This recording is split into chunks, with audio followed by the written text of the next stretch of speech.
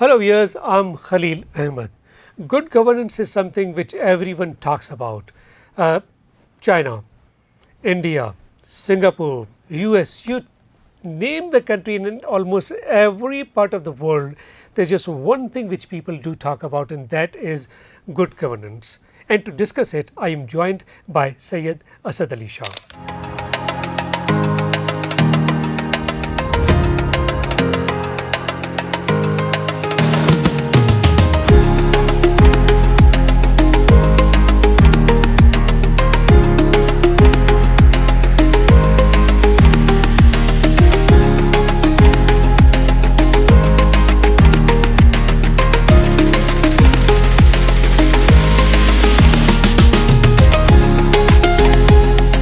Welcome to the show. Thank you very much for having me. You're most welcome. So let's get started with the concept of good governance. By and large, people do talk about good governance through deliverables demanded by the people.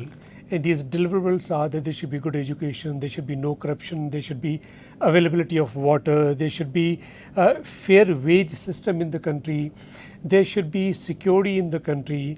So do you think that these things do exist in those countries also which are at the top, like Singapore at the top, Denmark number 2, in the same way Finland number 3. So these countries, whereas Pakistan is at 101 out of 113 countries.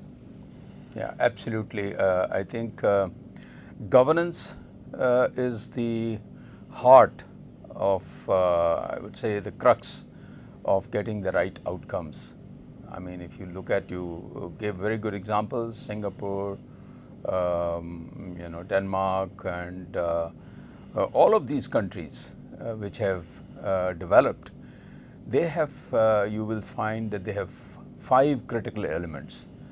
Of course, the top is the leadership, the quality of leadership, then the vision of that leadership, the leader, and then the talent, the ability to acquire good talent in whether it is business or it is the country or any organization.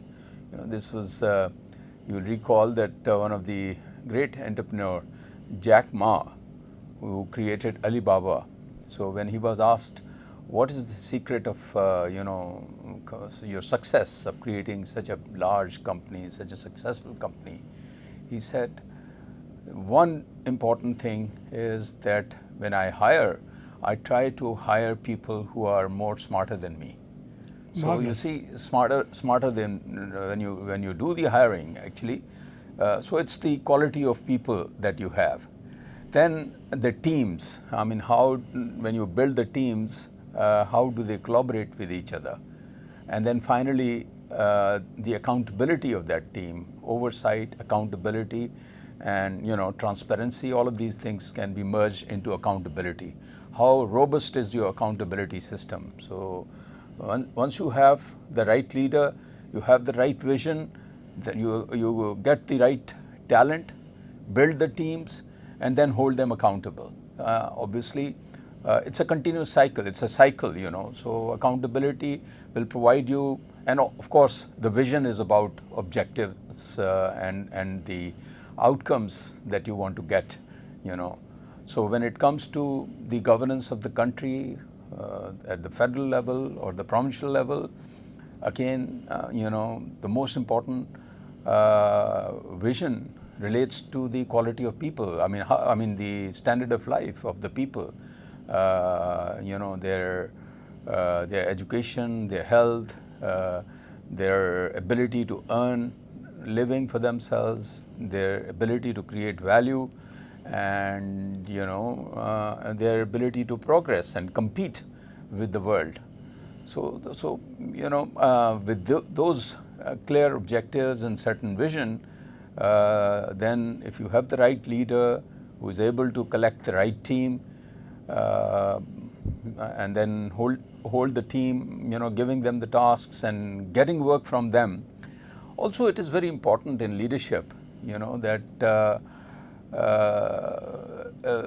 there is a saying that only thing which is more important than your ability is your ability to recognize the ability. That's you right. know. That's right. So again, leadership is all about getting the people on merit, and these are the things, unfortunately, which are missing in Pakistan. Why Pakistan today, as you said, we are fifth largest country in terms of population, but our outcomes in terms of education are one of the worst, health one of the worst, GDP per capita one of the worst. So in terms of overall, we are out of 160, 120 or 30 significant countries. I think we are over 100. As you said. Yeah, at the level of 101, Yeah. 101. It means that there are more than 100 countries which are ahead of us. In these countries, are the countries from African continent and from, of course, the like European countries are there at the top, but African countries are there. Countries from South America are there. When we talk about leadership and foresight, what are the qualities which our leaders lack? Like I look at the leadership of the world, particularly the European leaders. I look at the leader of Singapore, since Singapore is at the top. He talks about meritocracy, and this is what you just talked about. Yeah. So meritocracy is something which is being crushed, and this is the reason for the downfall. See, the problem starts with again your team building. What you will find that since inception, starting from when the country was created, if you look at our leadership, the choice of the people, mostly our leaders select people who are loyal to them. Personal loyalty who will deliver for them, rather than looking at the ability of the person to deliver. Let me again give you a very interesting quote. One of the, I'm forgetting the name, I like to quote one of the very successful countries, which obviously currently engaged in homicide and killing of Palestinians, but Israel otherwise, in terms of talent, and in terms of achievement, is very much comparable with Pakistan. Pakistan and Israel are the only two countries which were created in the name of religion somehow, around the same time, 1947, 1948, and both are surrounded by huge enemies. We are also surrounded by a huge enemy. They are also surrounded by, it's 9 million people, as against virtually all Muslims consider them as their enemy. So it's more than 1.5 billion, But they started from nowhere, and today their per capita income is $58,000, and our per capita income is not even 5% of that. We are around $1,500 or $1,800, right? And they have nothing. They have no resources. It's only the people and the talent which they have. So when they created the country, their first prime minister, when he was looking for his cabinet, so people provided him names that this guy is expert in agriculture, this guy is an expert in this and that. So he said, look, all the names that you're giving me, these are experts of the past. I'm looking for experts of the future. So that's very important, that it's what we have done seems that we only go for the experience. It means leadership and foresight. Leadership and foresight, and who will be relevant for that time. It's somebody may have done wonderful work, but then, people who have experience, who do very good things, they become complacent. So, people who are futuristic, who are able to compete with the world, in the new world, in the 21st century, they are the ones who we need, in every sphere. I wrote an article a few weeks before, you may have seen, and it was based on Pakistan's, it was based on the productivity, That's how right. productive is Pakistan compared to I've the rest gone of the through it. country. So there was a McKinsey study on the basis of which I wrote, and it's amazing that Pakistan is one of the in the last 25 years, in terms of GDP growth and productivity growth, they say that India, of course, is today the leader, the fastest growing country in the world. Bangladesh has done well. If India is growing at 8%, they're growing at 6%. So our regional countries are also better off. Overall, the world has grown in the last 25 years at around 3.5%. But Pakistan's growth Is stagnated. is around 1%. It's equivalent to or similar to the most backward countries of sub-Saharan Africa. So is it because of lack of education or poor standards of education? Because when we look at India, India has a 600 million strong middle class, and these are the individuals who are highly qualified, well educated from good universities, and they are not only serving in India but serving in foreign countries and sending at least $71 billion through remittances. So is it because of education? Because absolutely, education and skills. 21st century, always. I mean, it's the quality of. You see, it's. I saw your program on minerals with Shamsuddin Sheikh. Minerals is a very important asset, and we have a lot. But Israel has no minerals. Japan has no minerals, right? What do they have? They have the people. So if your quality of people, I mean Pakistan's human development indicators, as you know, are one of the worst in the world. We are probably 164, not even 100, 164, one of the worst countries. I mean, we have the largest number of children out of school today. 25 million 25, 26 million children. India, look at India where they are. I mean, this is the difference. Their original leaders, Nehru's time, they established these IITs, Institute of Information Technologies, in the beginning. And today, the IITs are considered as good as the Ivy Leagues or the top institutions of the US. In fact, there is more competition there. And you see today the mightiest economy, the richest economy in US, which is led because of their technology. You will find that very large number of their tech companies are headed by CEOs are Indians. Microsoft, the second largest, and it was the largest company in the world, headed by an Indian. So there's so many other companies, top companies. IBM is headed by an Indian. So they've done very well in technology because of the sound basis of education and the environment which promotes education and skill development. But as far as we are concerned, we have one of the largest rather number of children who are out of school. Then the schools, the quality of schools which are there in the public sector, they are miserable. That's I mean, there is no learning there. We still have the rote learning. There is no creativity. There is no curiosity. We don't inculcate the skills which are relevant in 21st century. So as far as the institutions are concerned, like again talking about good governance, we do talk about strong institutions and we do talk about robust laws and policies. These things are missing, very much missing in our country. Is it so? Absolutely. These things are missing. But again, it's the quality of people, it's the people who develop the policies, it is the people who make the decisions. That's right. So if you have the right governance framework, earlier you said what are the characteristics of the great leaders.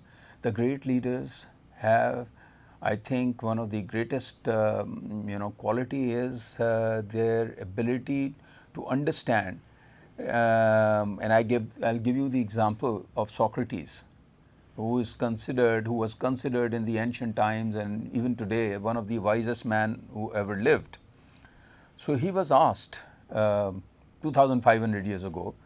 He was also a philosopher, but there were so many other philosophers in Athens at that time. So people asked him, somebody asked him, a lot of people consider that you are so wise and you are a great philosopher. So what is the difference between you and other philosophers? So obviously he said that no, I mean people overestimate me, but he said there is definitely one difference, and that difference is that others, I respect them, they think that they know a lot. I think I know nothing. So, that is the humility and, understanding one's limitations. And when you understand your limitations, that you do not know everything, then you will try to acquire knowledge, you become a learner, and then you acquire team, people who are smarter than you, as I said. And if you, it's all about, ability to get the right people and get work from them. So the leader's job is not necessarily, he's not supposed to know everything. He's not supposed to be expert in everything. What he's supposed to be expert is, I would say that he is supposed to be expert in identifying the right people, who will deliver. That's right. And again, people do matter. Talking about Socrates and then Plato and then Aristotle and even then Alexander. Look at these individuals. They were themselves institutions. They were themselves the people who wanted the people to be developed. So people development of skills is something which is quite mandatory for the success of the country, for the institutions, which I presume has not been the focus of attention in our country so far. Absolutely, absolutely, 100%. This is exactly what I am saying. You see, there are two, I think, I would say there are obviously many others, but I think there are two fundamental factors for progress or achieving tangible, good progress in any society. One is, of course, the quality of your human resources, their enthusiasm, their vision, their ambition, their curiosity to learn, and their energy. So the quality of your people, and the second one is the quality of your entrepreneurship. I mean, these two things. If you build these two things, then sky is not the limit. You look at any successful country. I mean, again, I gave you example of you talked about Singapore. Then I gave you example of Israel. These two countries, they don't have oil, they don't have minerals, but they have good quality people and they have entrepreneurship. Israel, there is a book it's called Startup Nation on Israel. Israel has been producing, in terms of compared to its population, it has the highest per capita startups, and you name it. I mean, all the great companies have innovation centers in Israel. So they have produced amazing number of unicorns. And robust research institutions. Exactly, research, and so it's the culture. I mean, and again, interestingly, like Pakistan, they are also a military nation. In fact, Pakistan, it's not compulsory to serve in military. There, everybody is supposed to serve in military for a year. So these people, young people who serve in military, later on become entrepreneurs. And so is the case in South Korea also, that everyone is supposed to serve in military, and look at the progress of theirs. So what is one difference? Again, a major difference is that in Pakistan, we have what is called a compliance culture. What I mean by compliance is we have a hierarchy in organizations, in families. The eldest one, whoever may be the elder in the family, he has to call the shots, no matter whether he is wise or stupid or whatever he may be. So he has to be respected. Whereas in Israel, there is a challenge culture. Challenge is promoted. People who challenge and question even their managers, they are encouraged. And it is the challenging the existing ideas and existing status quo To bring you about know, innovation. which brings innovation, which brings change. Here, we follow what the British left, although they didn't continue that. What is called precedent and convention is so important. What we have been doing 100 years ago or 50 years ago, we continue to do that. So, whenever you ask for a change or challenge something, people say that we have always done it like this. That's right. So, if you have always done it like this, then you will remain 100 years behind the world. That's right. I hope that there would be some leaders who would come and who would bring about change, and there would be a positive change in our country. Dear sir, thank you so much for your time. It's really wonderful talking to you. Thank you. Well, viewers, that's it for now. Thank you so much for watching.